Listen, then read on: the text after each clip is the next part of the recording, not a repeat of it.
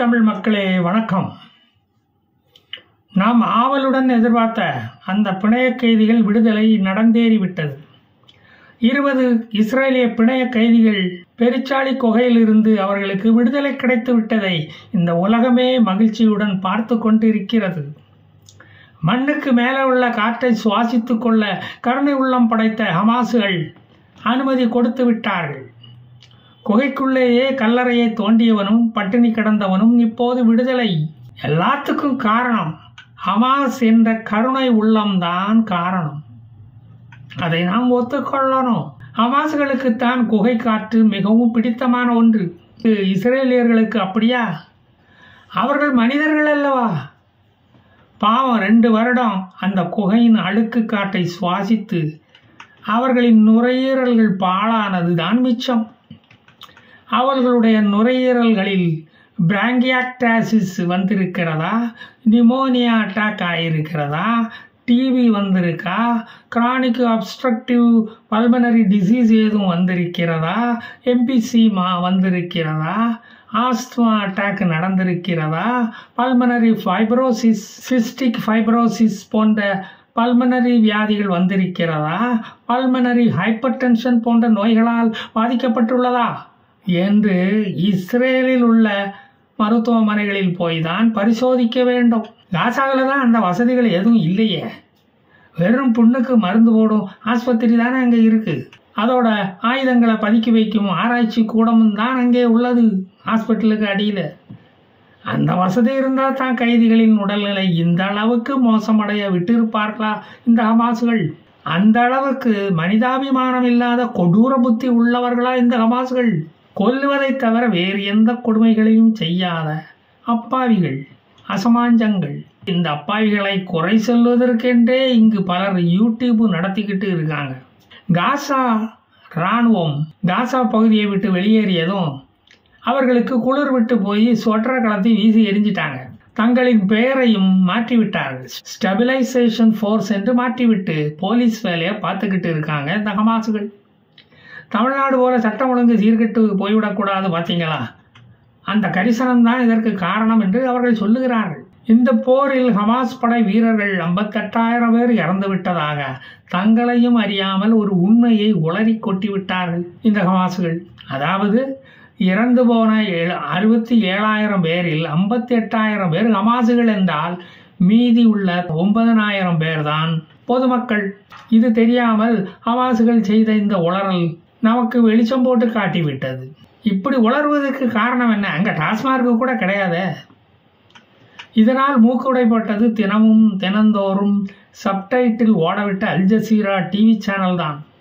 நுழலும் தன் வாயால் கெடும் என்று இதைத்தான் சொல்லுகிறார்கள். பொய்யை கூசாமல் சொன்ன அல் ஜசீராவும் உண்மையை உளறிய ஹமாஸும் இப்போது முழிக்கிறார்கள்.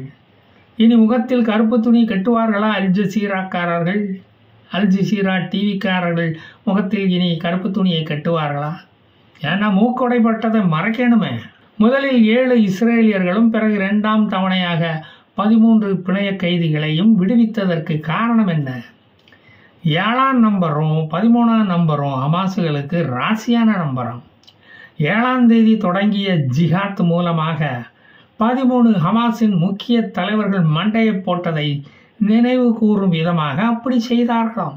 தியாகச் செம்மல்களை மதிக்கும் நம் கலாச்சாரம் அங்கேயும் இருக்குது போல இருக்க.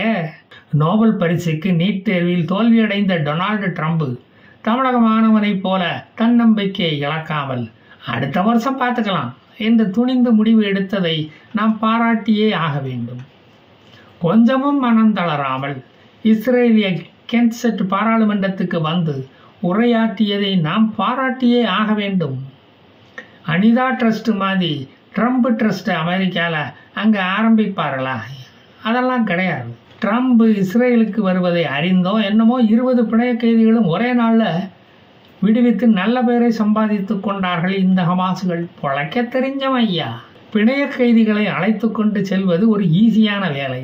20 பிணைய கைதிகளை அழைத்து கொண்டு செல்வது ஒரு ஈஸியான வேலை.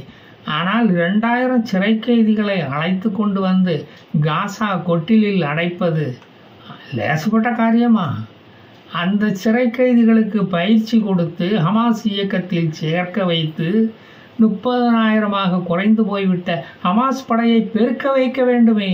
தலைவனில்லாத இந்த இயக்கத்துக்கு அந்த சிறை குற்றவாளிகளில் இருந்து ஒரு தகுதியான ஹமாஸ் தலைவனை தேர்ந்தெடுக்க வேண்டிய முக்கிய பொறுப்பு வேறு அவர்களுக்கு இருக்கிறது. எகிப்தில் நடக்கும் காசா பீஸ் சம்மிட்டில் இஸ்ரேல், இந்தியா, ஈரான், குவைத் போன்ற நாடுகள் கலந்து கொள்ளவில்லை. Emmanuel Macron, Keir Starmer, Tayyip Erdogan, Antonio Guterres, Abdel Fattah El Sisi, Salman bin Abdul Aziz Al Saud போன்ற தலைவர்கள் தான் டொனால்டு ட்ரம்புடன் சம்மிட்டில் கலந்து கொண்டிருக்கிறார்கள். இந்த பீஸ் டீலுக்கு முக்கிய காரணம் டொனால்டு ட்ரம்ப் என்று அவர்கள் வாயார பாராட்டப் போகிறார்களாம். இது போர் நிறுத்தத்துக்கு கிடைத்த வெற்றி என்று சொல்ல வைத்து அடுத்த வருட நோபல் பரிசாவது கிடைக்கிறதா என்று பார்க்க போகிறார்களாம். எல்லா புகழும் இறைவனுக்கே என்று சொல்வது போல இந்த பீஸ் டீலின் எல்லா புகழும் ட்ரம்புக்கே. ஹமாஸ் காசாவை ஆள முடியாது என்றால் பாலஸ்தீன அத்தாரிட்டியும் ஆள முடியாது. ரெண்டும் சண்டைக்கோழிகளாச்சே. உன்னால நான் கேட்டேன், என்னால நீ கேட்ட என்று சொன்ன மிக்கி மவுஸ் ஆச்சே. மற்ற நாட்டு அரபு தலைவர்கள் வந்து ஆட்சி அமைக்க இவர்கள் விடுவார்களா? கொடநாடு கொடை பிடிப்பவனுக்கே என்று சொல்லக்கூடியவர்களாச்சே இவர்கள். இஸ்ரேலோ எப்பவும் போல 2005 நின்ற மாதிரி காசா பார்டரில் போய் நிற்கும். One wrong move of Hamas will bring them inside the Gaza land. ஹமாஸுகளுக்கு ஆட்சியில் பங்கு இல்லை என்றால் அது திமுக கூட்டணி ஆட்சி போலத்தான் இருக்கும். ஆட்சியாளர்கள் கொள்ளையடிப்பதை பார்த்து கொண்டு சும்மா கொட்டாவி விட்டு கொண்டு இருக்க வேண்டியதுதான். அது ஒரு பிளாஸ்டிக் சேர் ஜால்ரா கூட்டணியாகத்தான் இருக்கும். ஹமாஸ்களும் தங்கள் யூனிஃபார்மை அவுத்து போட்டுக்கிட்டு சிவிலியன் ட்ரெஸ்ஸில் ஆட்சியாளர்களுக்கு பின்னால் போவார்கள். ஹமாஸின் ஸ்டெபிலைசேஷன் ஃபோர்ஸ் அதை பார்த்துக்கிட்டு சும்மா இருக்குமா? ரோசம் கொஞ்சமாச்சும் பொங்காது வராது. இஸ்ரேலிய செத்த பிரேதங்களை இன்னும் ஒப்படைக்கவில்லை அவர்கள். அதை பார்த்த ஐடிஎஃப் படைகளுக்கு எவ்வளவு தூரம் கோபம் பொங்கும் என்றும் தெரியாது. அந்த பிணங்கள் அழுகிய நிலையில் இருக்கிறதா, அதனுடைய டிஎன்ஏயை வைத்துதான் அடையாளம் கண்டுபிடிக்க வேண்டுமா என்பது இனிதான் தெரியும். இதுவரை 4 பணங்களை மட்டும்தான் ஒப்படைத்திருக்கிறார்கள். உயிரோடு இருப்பான் என்று நம்பப்பட்ட கை இலியோஸும் பிபின் ஜோஷியும் பிணங்களாகத்தான் மீட்கப்பட்டார்கள். கடத்தி செல்லப்பட்ட பிணைய கைதிகளில் இருந்த ஒரே ஒரு ஹிந்து பிபின் ஜோஷி மட்டும்தான். அவன் நேபாள் நாட்டை சார்ந்தவன். இஸ்ரேலுக்கு படிக்கச் சென்றவன். அவனை கொன்று குவித்து விட்டார்கள். ஹமாஸ் படைகள், பாலஸ்தீன் இஸ்லாமிக் ஜிஹாதி இவற்றின் எதிர்காலம் என்னவாக இருக்கும்? இவர்கள் காசா அகதிகளுக்கு கஞ்சி தொட்டி திறக்க முன் வருவார்களா? பாலஸ்தீனர்களுக்காக தன் பார்டரை திறந்து விடாத எகிப்து இந்த பீஸ் டீலில் அதிக அக்கறை காட்ட என்ன காரணம்? ஏனென்றால் காசாவை சீரமைக்கும் வரை பாலஸ்தீனர்களை சினாய் பகுதியில் குடியமர்த்தி விடுவார்களோ என்று அஞ்சுகிறது எகிப்து. ஒரு முறை குடியமர்த்தி விட்டால் சினாய் இன்னொரு காசாவாக மாறிவிடும். அது நடக்காமல் தடுக்கணுமே. சினாய் பாழாகாமல் இருக்க சினை நாயாக அலைகிறது இந்த எகிப்து. 2 ஆண்டுகள் உழைக்காமல் ஓசி தீவனம் தின்று வாழ்ந்துவிட்ட பாலஸ்தீனர்களுக்கு இனி உழைத்து வாழ பிடிக்குமா? அலுமினிய தட்டு ஏந்துவது அதைவிட சுலபமாச்சே. ஹமாஸ்களும் துப்பாக்கியை தூர எறிந்துவிட்டு கலப்பை ஐயா கையில் எடுக்க போகிறார்கள். இல்லை கலீல் அல் ஹையா கத்தார் லாட்ஜை காலி பண்ணிக்கிட்டு மூட்டை முடிச்சுகளோட வந்து காசாவில் குடியிருக்க போறாரா? இந்த அக்ரிமெண்ட் படி ஐடிஎஃப் ராணுவம் தங்களின் தற்காப்புக்காக ஆயுதங்களை பிரயோகிக்கலாம் என்று அனுமதி வாங்கியுள்ளது. 80% காசா பகுதியை கையில் வைத்திருந்த இஸ்ரேல் இப்போது 53% நிலப்பகுதியை விட்டுவிட்டு வெளியேறிவிட்டது. பாக்கியுள்ள இஸ்ரேலிய பணங்களும் வந்ததும் காசாவின் பார்டருக்கு ஐடிஎஃப் படைகள் சென்றுவிடும் என்று நம்பப்படுகிறது. அதன் பிறகு சேட்டலைட் சர்வைலன்ஸ், மொசாத் சர்வைலன்ஸ் அவை தொடரும். ஹமாஸ் போலீஸ் என்று சொல்லிக்கொண்டு பேட்டை ரவுடித்தனம் பண்ணும் ஹமாஸ்களுக்கு பதிலடி தர ஐடிஎஃப் ராணுவம் எப்போதும் தயாராக உள்ளது. எனவே இனி ஹமாஸ்களுக்கு நித்திய கண்டம் பூர்ண ஆயுசாகத்தான் இருக்கும் காசாவில். இனி விடுதலை அடைந்த 2000 சிறை கைதிகள் உணவு லாரிகள் பின்னால் ஓடுவதை இனி நாம் தினமும் பார்க்கலாம். அங்கே என்ன ஹோட்டலாக இருக்குது அவங்க போய் சாப்பிட்றதுக்கு? அதிக உணவு மூட்டைகளை கைப்பற்றுகிறவன் அங்கே தலைவன் ஆவான். ஜே சில டைரி குறிப்புகள் புத்தகம் மாதிரியா யாஹியா சின்வர் சில டைரி குறிப்புகளை படித்துவிட்டு இலக்கிய மன்றமாக நடத்தப் போகிறார்கள் இந்த ஹமாஸுகள். 2 வருஷம் படிப்பறிவு இல்லாத பாலஸ்தீனர்களுக்கு அறிவு எந்த அளவுக்கு மழுங்கி இருக்கும் என்று தெரியவில்லை. அவங்களுக்கு ஐக்யூ டெஸ்ட் பண்ணணும். காசா பிரச்சனை இருக்கும் வரைதான் உலக பல்கலைக்கழக மாணவர்களுக்கு தங்கள் வகுப்புகளை புறக்கணித்துவிட்டு ஊர்வலம் பேரணி நடத்த வாய்ப்புகள் கிடைத்து வந்தது.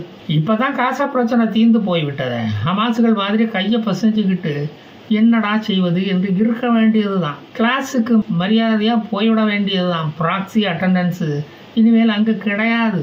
இஸ்லாமிய கூட்டமைப்பு நாடுகள் இனி காசாவுக்காக ஃபுட்கோர்ட்டை நடத்தவா போகிறார்கள்? அது சந்தேகம்தான்.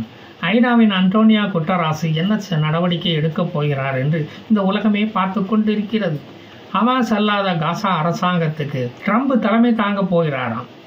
எத்தனை % டாரிஃப் வரி விதிக்க போகிறார் என்று நமக்கு தெரியல. இதையெல்லாம் பார்க்கும்போது காசாவில் அமைதி வரும், ஆனால் கண்டிப்பாக வரும்னு சொல்ல வந்தேன். அப்போ நான் வரட்டா? ஜெய் ஹிந்த்.